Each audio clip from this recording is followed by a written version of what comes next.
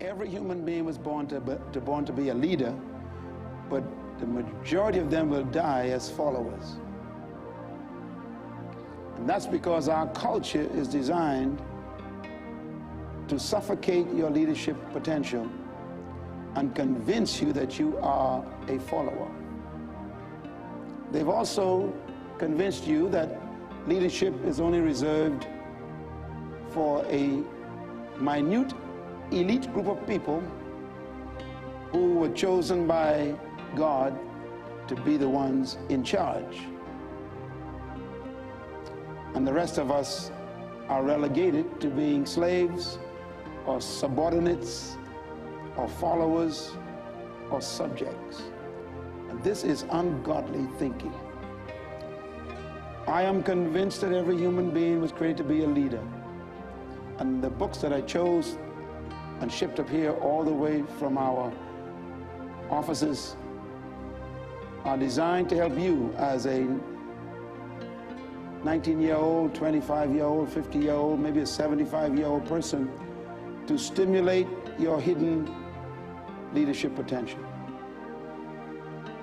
I was the most unlikely person to be a leader.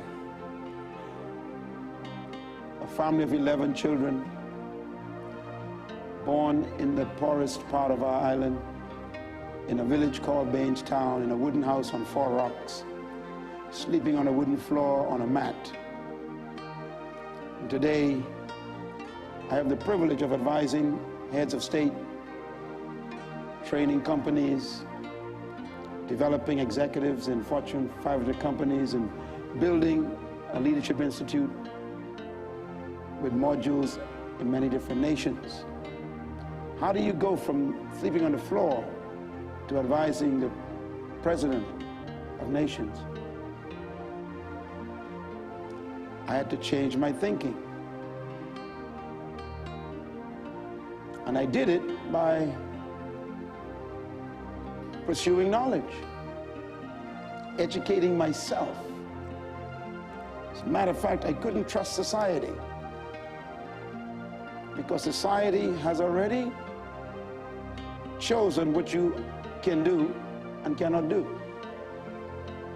And they educate you to be a servant. And they train you to get a job. And so I had to break away from that culture and discover the truth about life myself. Books are my best friend. My library is my greatest value, possession.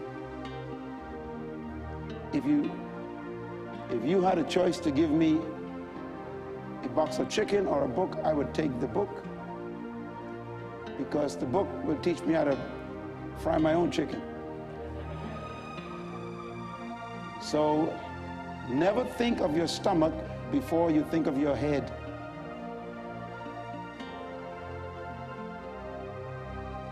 Your stomach has no creative power. Your brain is a muscle. They finally figured that out about 15 years ago. And all muscles must be exercised in order to be strengthened. And the scientists have discovered that the brain is exercised by thinking new thoughts, which means that when you engage your mind in new concepts, you are exercising your brain power and developing your capacity to grow your thinking faculties.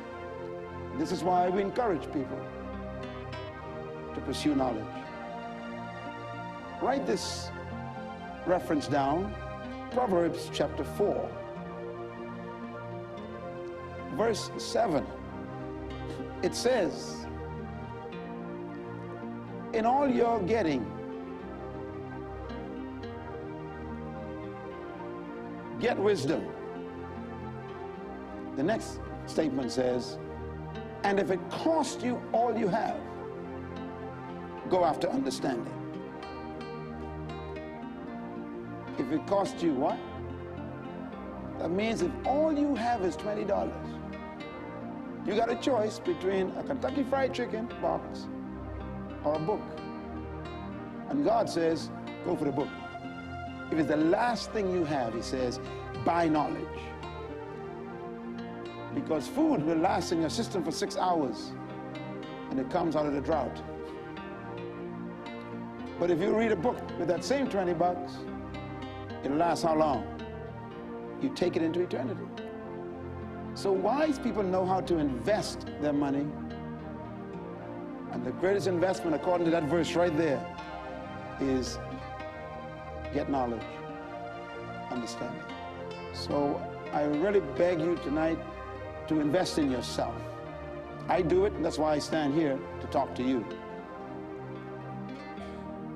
And the more you invest in yourself, the more God trusts you with people. Like Paul told Timothy, study to show yourself approved of God. There's some folks God don't approve because they didn't study. And then it says, then you'll be a workman who won't make God ashamed. So turn your home into a library. Turn your shelves into a university. And turn your armchair into a classroom. And transform your life in your own house.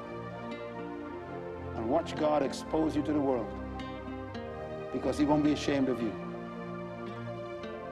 And all you're getting, get understanding. If it costs you all you have, get wisdom.